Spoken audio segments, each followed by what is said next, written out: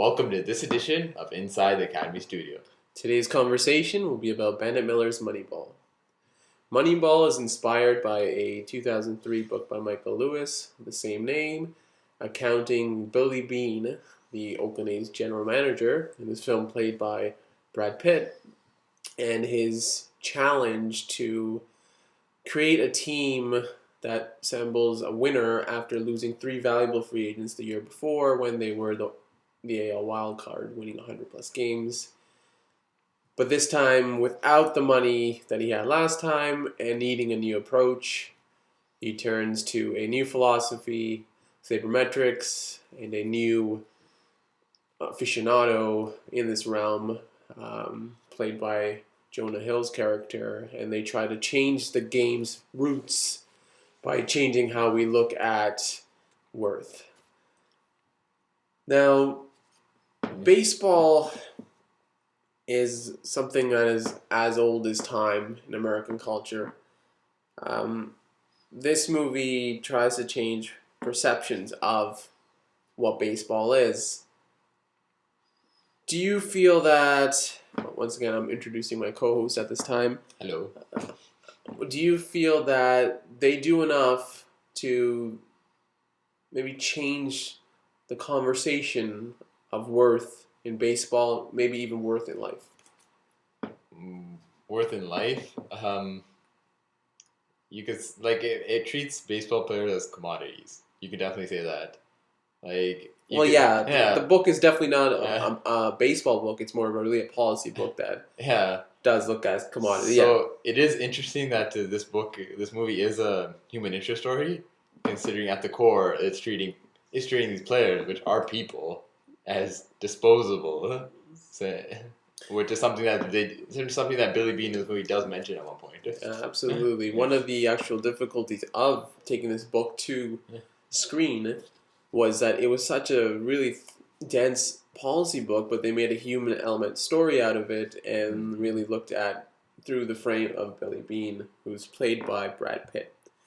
Brad Pitt, an interesting note, has now starred in 4 consecutive Best Picture nominees, something that's unrivaled in this era.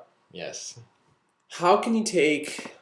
what job do you think he did? What I thought he did well was he took the quiet moments. I look right back at the car scenes.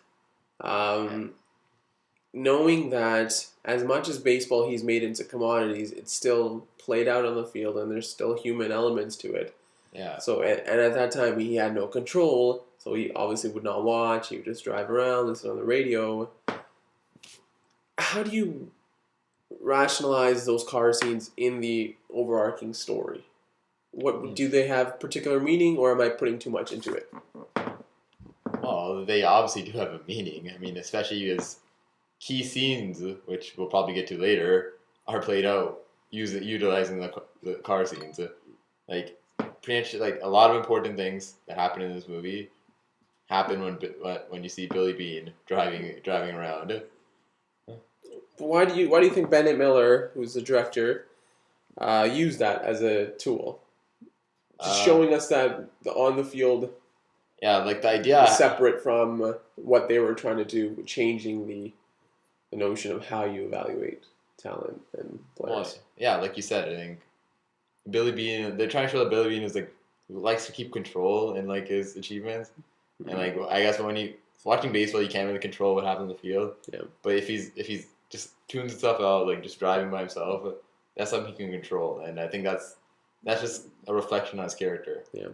We've talked about how this book that by Lewis was very much not a easily to translate story, and that was in part done by Aaron Sorkin, who made the screenplay after the screenplay. So the question is, to you, is Aaron Sorkin right now the best in the business? The best in the business. You could say you hear Aaron Sorkin's name attached to a script, it's gonna get pushed right up the pipe. You definitely see that. Yeah. Well, this year's Moneyball, last year's Social Network. He's brought. Even before that. Obviously before that, he basically had the market of creating gripping political drama. I think his ability is, his repartee, the dialogue, keeping it snappy, but also taking maybe what we consider in the past highbrow issues or highbrow topics and really not generalizing them, but presenting them in a way that more people can relate to them. Yeah. And then you could even say this is like a power couple of a movie because Steve Zalian co-wrote it. Who's also another notable writer. Absolutely. Yeah. We talked about Brad Pitt. Brad Pitt is nominated for Best Actor, but one of the out of left field, sorry, my baseball puns, is Jonah Hill, who plays Peter Brand, a Yale graduate, young economics major who takes basically his first job, is nominated this year. What did you think of Jonah Hill? Jonah Hill was... he definitely didn't play a typical Jonah Hill, but not to say that performance was out of the park. Another baseball pun, but he played it well. I think he played the role so that others around him could play off of him.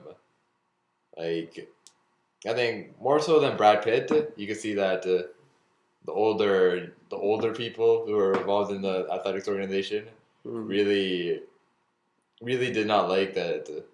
Really did not like this kid and that's all you can ask from a performance at the base level, right? Yeah. If you can get other actors to believably react to the role that they're playing. So you're saying that he took a role and he didn't make it about himself. He made kind of understated role and something different from him. He was more of a cog than the actual wheel. Yes. In the performance. This is something that both of you and I are baseball fans. Does the history and knowledge of the ending or the last, say, 7 or 8 years of Billy Beane and Moneyball affect your notion of the film? To a point, but then you also have to recognize that it's because this book came out, which is what the movie's based on. The book came out in 2003, right? 2003, and then after that, all other teams started doing what Oakland was doing. So it did dilute their management strategy because and you've seen a change where the sabermetrics have become more refined, but they're not necessarily just following the Moneyball method. Or yes, yeah. How about the failures of Moneyball and this Oakland A's organization? Does that hinder the impact of the film? Or do you just really have to look at it as a historical piece now?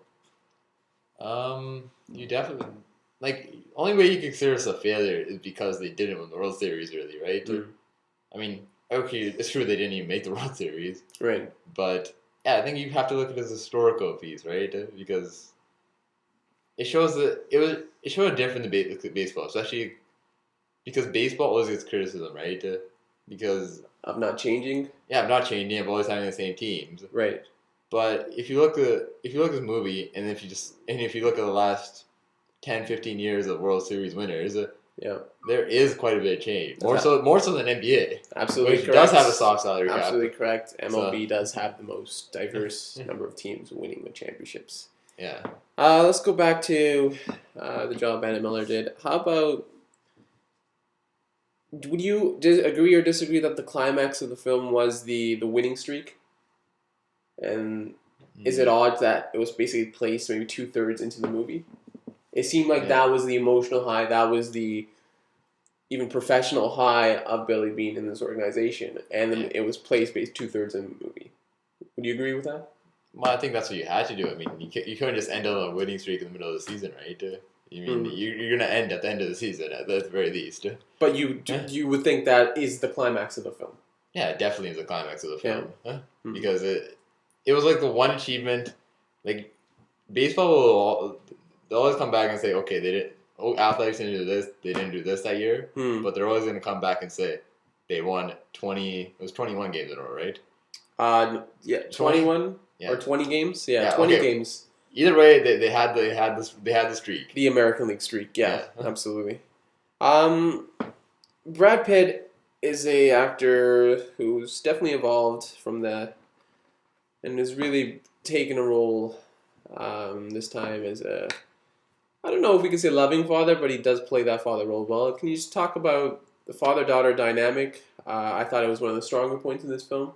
Mm-hmm. I think we only had 2 or 3 scenes, but even his decision at the end, a lot of it was pending on his trying to stay near his daughter and not taking that Boston Red Sox job. Obviously, the guitar scene, the song. When the movie had flashbacks of how, when he was growing up, he didn't go to Stanford, he went into minor league baseball, and that didn't work out. But now he's trying to, show that there was other things more valuable to him. Going back to the value thing. It's a quote that like pretty much is sums up the movie. And that decision to not go to Stanford and go to minor league baseball was the only decision in his life he'd make for money. Right. Probably leads to the title, Moneyball. Exactly. Yeah. Okay, we're nearing the end of this edition of Inside the Academy Studio, and like we always do, we like to end with questions.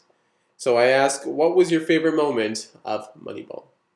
Yeah, my favorite moment, like we mentioned before, it's when the climax of the movie, when it's just how well they handled it. I think when Billy Bean's driving quietly and you see the baseball game in progress against the Royals, and they don't use too much dialogue except for the announcers speaking. It really makes it effective. Like you actually, they understate it. They say that he's now detached and basically he's in for this ride as we all are, right? Yeah, that's good. My favorite moment, it does encapsulate a lot of the things you just said. Yeah, it are those car scenes traversing through the Bay Area. He turns on the radio, turns off the radio. I think Pitt does a lot in those scenes to layer his character than you could ever do by just seeming smart or seeming unruly or seeming whatever interaction he had with Art Howe, his manager. I think he does a lot to layer his character, create a deeper character in those scenes. Least favorite moment of Moneyball? Probably my least favorite moment is when it's probably when they went back too many times to his minor league career. Like it just didn't like. So more the structure of going back and forth too much, or because it felt like the main criticism against prequels, right? It's like you only want to know about character up to a point. Like you don't really need to know everything that made them want to make this decision and this decision. Like you want to leave a lot more up in the air. My least favorite moment is that the introduction we have to Jonah Hill's character in the Cleveland front office. It just made him feel too swarmy. I don't really believe that he would just whisper into people's ears. I think it's kind of unbelievable in any situation that you're going to interject that way. You wouldn't maybe ask the man to leave. Billy Bean's character, it just seemed out of place. And I don't know, maybe it's my feelings towards the character being perceived higher. One of our favorite things we do is word association. So when we think of Moneyball, what word do you think of? Justice. David Justice. They're justifying their sabermetrics. And justice for all these cast-offs that we put on moral of the story. Right. And I think of cruising. In his car, he's cruising. A lot of the scenes with his daughter and that ex-wife's new partner. It just seems like cruising along the life's journey. That is today's edition of Inside the Academy Studio. Thank you.